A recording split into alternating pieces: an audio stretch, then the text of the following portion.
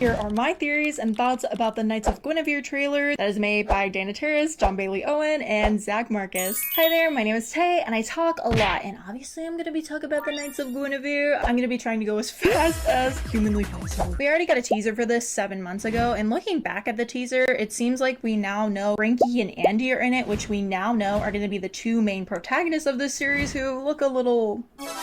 When the trailer opens, it almost looks like an older Disney movie, like when you plop that VHS or DVD tape in the TV. We see what looks like Olivia and her father holding hands as Gwen walks behind them. The narrator talks about a princess trapped in a tower, locked away by complicated machines that ran on blood and fear. So I'm thinking a lot of the people in the park are what power all of this. On the secret website, we basically see a lot of warnings and rules about the park, and that you shouldn't hug Guinevere too long because she could literally damage your genomes. She can basically mutate your DNA, which means she was probably created with a lot of radiation. Those hugs probably cause a lot of fear, which makes the park a lot of money. But my theory about this series, I think the park was created in order to power this empire, and maybe it helped power Olivia, the daughter. We know that there's going to be an old and young version of her, so the show is definitely going to be going from the past to the present. It looks like the present is very dystopian, a polluted society, and that's where Andy and Frankie come in as our main characters, and the past is going to be showcasing the park in its prime. Maybe all the Gwens were multiple experiments used to try to create, maybe he was trying to create the perfect daughter, or maybe